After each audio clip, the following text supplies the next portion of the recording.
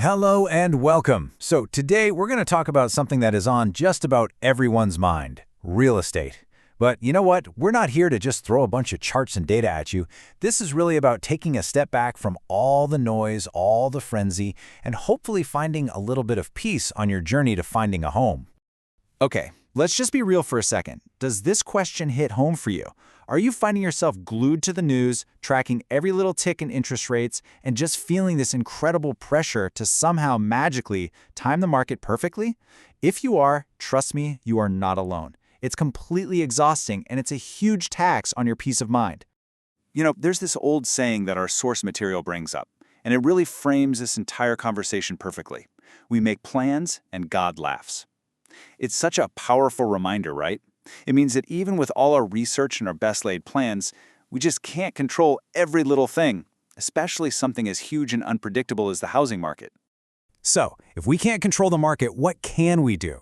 Well, it all starts with a simple, but honestly pretty profound shift in how we think about this. We need to reframe what a home actually is. It's not just another line item in a spreadsheet. It's an investment that you actually get to live in. And this slide really nails the difference. Think about it. A stock portfolio is, well, it's kind of abstract, right? It's just numbers on a screen. But your home? Wow. Your home is the stage where your life unfolds. People fall in love, families grow, careers take off. Life doesn't just pause and wait for the perfect interest rate. Your home is where it all happens. All right, so that's the emotional side of the argument. But let's look at the logic, because there's some really reassuring data that backs all of this up. We're going to dig into what the numbers tell us about how long people actually stay in their homes, what our sources call the 12-year reality. Now, I'm sure a lot of you have heard of the 5-year rule. It's kind of the classic piece of advice in real estate. The idea is that if you stay in your home for at least 5 years, its value will hopefully appreciate enough to cover all those initial costs. You know, agent fees, closing costs, the whole shebang, so you at least break even.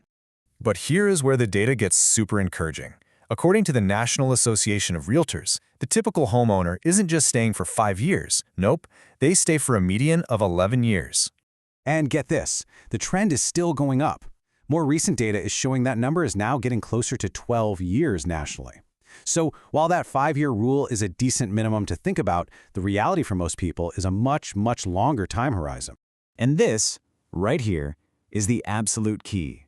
Over a 12-year timeline, you're doing so much more than just breaking even. You're building serious equity. And, more importantly, you're creating stability for your life. That's why, when you look at it over a decade or more, all that short-term market noise from the headlines, it just starts to fade away.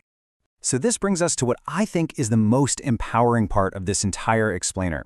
Instead of stressing out about all the uncertain things like what the global economy is going to do next week, we can shift our energy to the things we can actually control. So let's do that.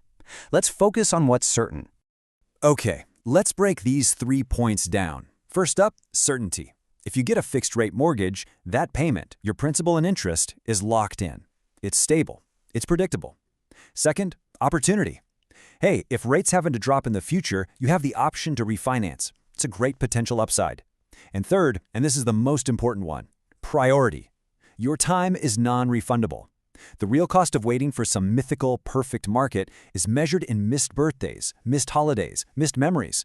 You can never get that time back. So, as we start to wrap things up, let's bring it all back home with one last thought, a little reevaluation of what is truly your most valuable asset. The core message from our source material is really this simple, and it's a powerful call to action. Stop watching the ticker. Stop obsessing over the market. Let go of the anxiety and start living your life. And that really leaves us with this final, crucial question. The market is always going to have its ups and its downs. That's never going to change. So the real question isn't when is the perfect time to buy, it's what is the right time for my life. So let me just ask you, what memories are you waiting to make?